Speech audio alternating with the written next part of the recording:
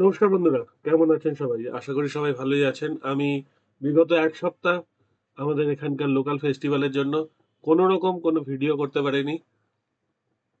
কারণ এখানে আমাদের বাড়িতে অনেক অতিথিরাও আসেন। তো তাদের সবাইকার সঙ্গে সময় কাটাতে গিয়ে আর কিছু করা হয়নি। যাকে আজকে থেকে আবার শুরু হচ্ছে। আজকে কয়েকটা গুরুত্বপূর্ণ ম্যাচ আছে। Australia, sorry, south Africa versus India আছে। অস্ট্রেলিয়ার ওমেন বিবিএল আছে। নিউজিল্যান্ড ভার্সেস শ্রীলঙ্কা আছে। আর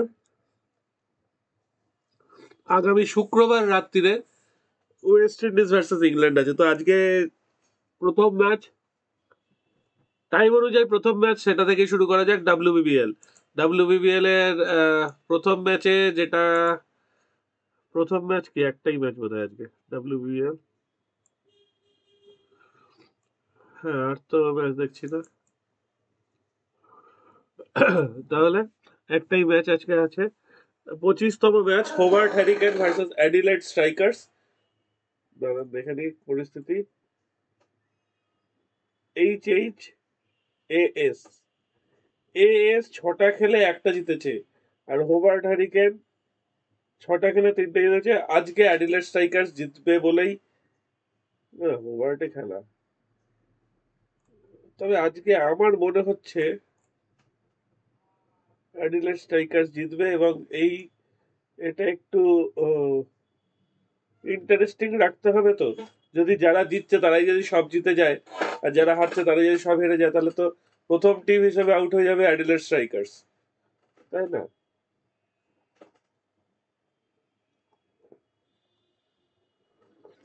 যদি এদের 14টা করে খেলা হয়ে থাকে, জানি না, সবাই সবাইকার সঙ্গে যদি খেলে তাহলে দুটো লেগ হলে 14টা খেলা। ঠিক আছে, দেখলে বোঝা যাবে একবার। শিডিউলটা যদি দেখে নিই, মনে হয় আছে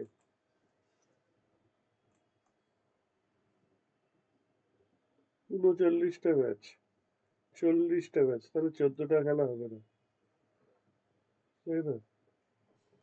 যাই হোক, 10টা খেলা তো হবে সবাইকার সবাইকার সঙ্গে। তাহলে তারপর 10টা খেলার পরে নক আউট, চ্যালেঞ্জার, ওই চারজন উঠবে। চারজনের মধ্যে প্রথম যে আহ, 1 নম্বর টিম থাকবে তার সঙ্গে 2 আর 3-এর লড়াই হবে। ও, তিনজন উঠবে, আচ্ছা, চারজন নয় এখানে। একের সঙ্গে 2 আর 3-এর এক উঠে থাকবে। 2 আর 3-এর মধ্যে যে জিতবে সে একের সঙ্গে খেলবে, সে উঠে ওদের। না, একজন কি সরাসরি ফাইনালে চলে যাবে? তাই হয়তো হচ্ছে এখানে। আচ্ছা, যদি একজন সরাসরি ফাইনালে যায়, তাহলে 2-3 এদের, না, আরেকটা হতে পারে। এক চলে যাবে ফাইনালে, 2 চলে যাবে সেই ফাইনালে, ঠিক আছে। আর 3 আর 4-এর মধ্যে খেলা হবে। 3 আর 4-এর মধ্যে যে জিতবে সে উঠবে। এইটা সেই ফাইনাল ধরে দিলাম, চ্যালেঞ্জারটা। তাহলে 2 ভার্সেস 3 আর 4-এর উইনার। এখান থেকে যে জিতবে সে একের সঙ্গে ফাইনালে খেলবে। এটা একটা হতে পারে যে এক হওয়ার জন্য তাহলে প্রচন্ড মারামারি থাকবে।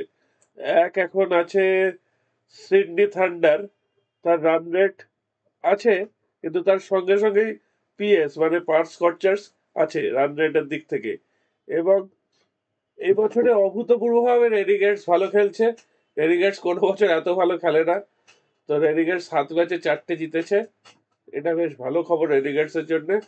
তবে এদের হোবার্ট হ্যারিকেনের রান রেট দেখুন, 0.432। আজকে যদি হোবার্ট হ্যারিকেন জিতে যায়, 1 নম্বরে চলে যাবে উইথ হাইয়েস্ট রান রেট। তো আজকে হোবার্ট হ্যারিকেন বোধহয় জিতবে না। জিতে গেলে তো তাহলে তো 1 নম্বরে চলে যাবে, আর এ তো আউট হয়েই গেল, তাহলে ধরে নেওয়া যাবে। তো সবাই 8 পয়েন্টে থেকে যাবে। হয়তো আজকে হোবার্ট হ্যারিকেন জিতবে না বলেই মনে হচ্ছে।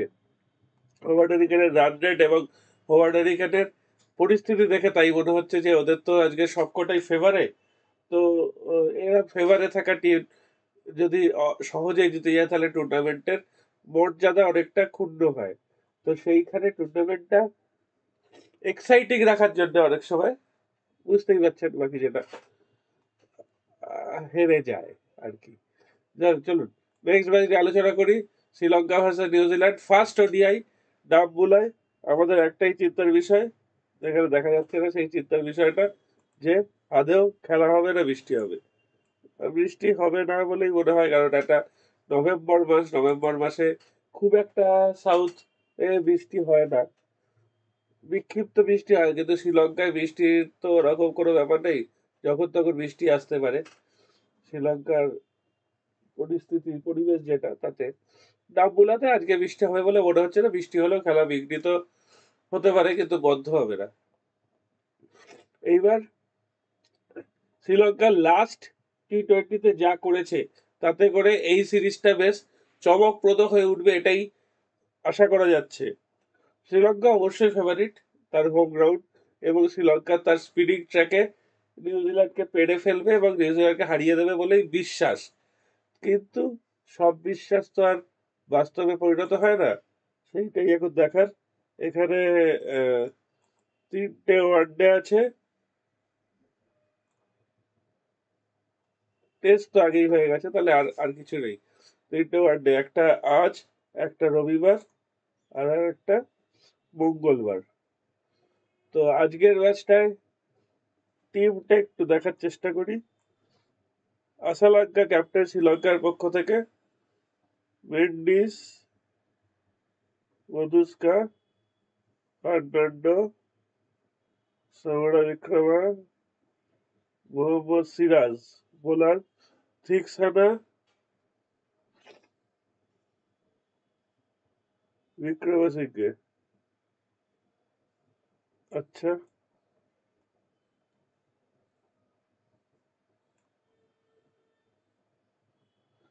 তাহলে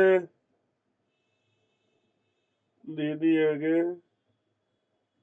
প্রথম সংখ্যা ওপেন করবে, কুশল পেরেরা করতে পারে। আশালঙ্কা যখন ক্যাপ্টেন, তখন আশালঙ্কা ওপর দিকে নামবে বলেই বিশ্বাস। আর স্যান্ডার ক্যাপ্টেন, বাহ, এটা আমি আশা করিনি। এদিকে খুলে দেখলাম স্যান্ডার ক্যাপ্টেন, ঈশ্বরদী, Will Young, Nathan Smith, Glenn Phillips, Henry Nicholls, Duffy, Mark Chapman খুবই ভালো খেলেন, কিন্তু এই পিচে কতটা কি করবে সেটাই ব্যাপার। জ্যাকব ডাফি ভালো প্লেয়ার, ফক্স ক্রফট অলরাউন্ডার, একটা নতুন টিমই বলা যেতে পারে, অপেক্ষাকৃত নতুন টিম। ব্রেসওয়েল একটু পুরনো প্লেয়ার, অভিজ্ঞতা আছে, গ্লেন ফিলিপেরও অভিজ্ঞতা আছে, কিন্তু তার বাদ দিয়ে হেনরি নিকোলস ভালো ব্যাটসম্যান, কিন্তু এই পিচে খুব মুশকিল আছে। যদি নিউজিল্যান্ড কোথায় ব্যাট করে, তাহলে 180 থেকে 220-র মধ্যে রান হতে পারে।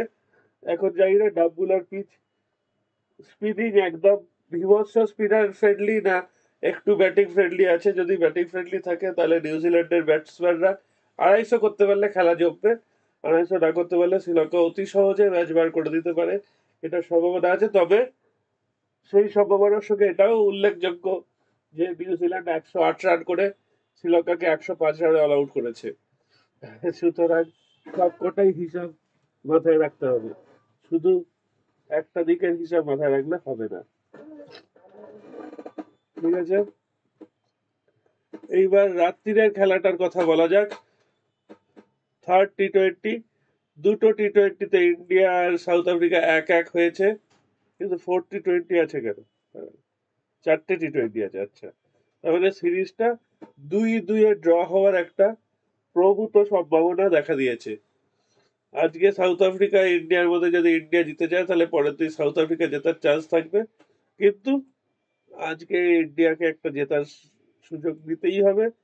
খেলা হবে সেঞ্চুরিয়ানে, পিচ আমরা দেখে নিই একটু। Centurion hosted to increasingly high score in T20 in the space of 2 days last year. South Africa clattered their way, only for West Indies to haul down their target with 3 balls to spare. Then the host exacted a spectacular revenge. Quinton de Kock 44 বলে 100 করেছিল, helping the hold out 259 in 18.5 overs, set a new record highest T20I chase. আচ্ছা, those steep bounce cleared pleasant day. তার মানে আজকেও প্রচুর run হবে এটাই expected, কিন্তু ইন্ডিয়ার ব্যাটিং অর্ডার এখন নিজেদের সাজানোর চেষ্টায় ব্যস্ত। পুরোপুরি নতুন একটা টিম ওয়ার্ল্ড কাপের পরে, তো এখনো সবাইকার সঙ্গে সবাইকার তালমিল তৈরি হয়নি খুব ভালো করে। অন্যদিকে সাউথ আফ্রিকার টিমটা মোটামুটি একই টিম নিয়ে সাউথ আফ্রিকা ওয়ার্ল্ড কাপও খেলেছে বলা যায়, দু একজন ছাড়া প্রায় একই টিম। তো সাউথ আফ্রিকার টিমটা অনেকটা ছন্দে আছে, তো দেখা যাক ইন্ডিয়ার টিম কি করে। আশা করছি ইন্ডিয়া প্রথমে ব্যাট করলে খারাপ কিছু হবে না, ভালো রান করতে পারলে একটা জমজমাট খেলা হবে। আর অভিষেক শর্মার ব্যাট থেকে একটু রান দরকার, নইলে আবার নতুন প্লেয়ার ওর জায়গায় করা নাড়তে পারে। তো অভিষেক শর্মা একটা এক্সাইটিং ট্যালেন্ট, ও এখন ইন্ডিয়া টিমে খেলা দরকার, ওপেন করা দরকার। এবং তিলক বর্মা এক্সাইটিং ট্যালেন্ট অবশ্যই, সঞ্জু স্যামসন নিজেকে প্রুভ করেছে, আরো প্রুভ করার অনেক বাকি আছে। আর সূর্যকুমার তো ভালো খেলছেই। রিঙ্কু সিংয়ের থেকে আমরা কিছু এক্সপেক্ট করি ভালো। বরুণ চক্রবর্তী অসাধারণ খেলছে, রবি বিষ্ণয় ঠিকঠাক।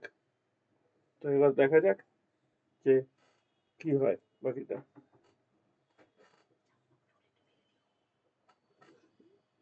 এখন এখানেই শেষ করছি, ভালো থাকবে সবাই।